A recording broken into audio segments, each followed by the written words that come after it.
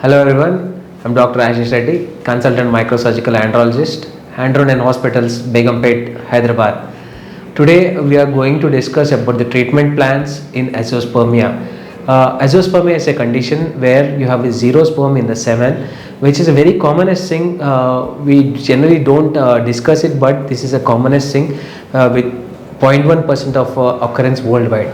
So azoospermia, where the semen will be patient will be getting semen, but in that the sperm content will be zero.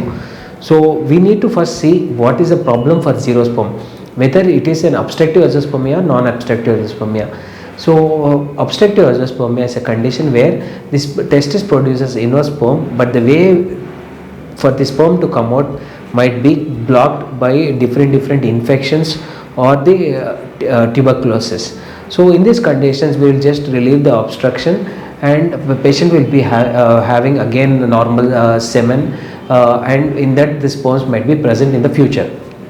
Now coming to the most important part, non-obstructive azoospermia. So people who are having non-obstructive azoospermia, you don't need to worry. Always make sure that your hormones are within normal range.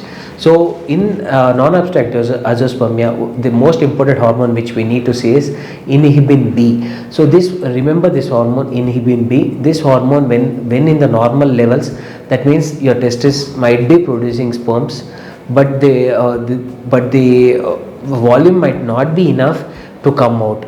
So inhibin B is an important hormone, FSH is an important hormone, LH is an important hormone. If these hormones are within normal range, that means there is some presence of sperms.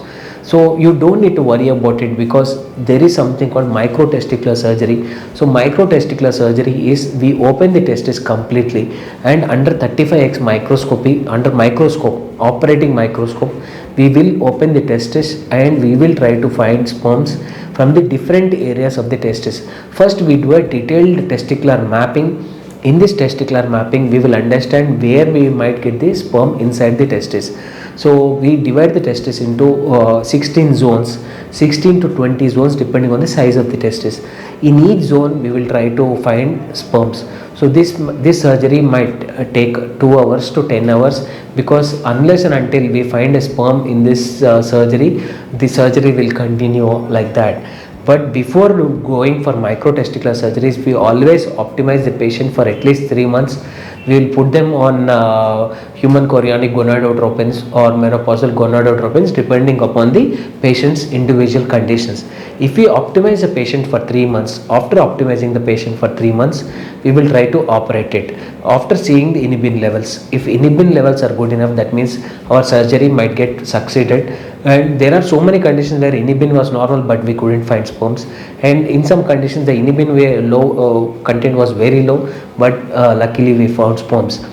So these sperms, once found by microtesticular surgery, will be only used for IVF. So this we will send this these sperms which we found in microtesticular surgery, and this can be used for any kind of IVF procedures. Either it could be a ICSI or IMSI or any other techniques as such. So these sperms, there is no need for motility as such, because we are using it for IVF. There is not much of importance, unless and until the embryologist wants some kind of motility, they'll add a theophil into it, and they can definitely use that sperm for an ICSI. So all the microtesticular surgeries are very complicated surgeries, but finding a sperm is a very important task. So please everyone remember, anyone is having an azoospermia, you don't need to worry about it, because we get patients from all over the world where they said impossible, and we found sperms in most of the cases. So this is a most important surgery, and you don't need to worry. If you have any further doubts, please come and see me at Andro9 Hospitals. Thank you.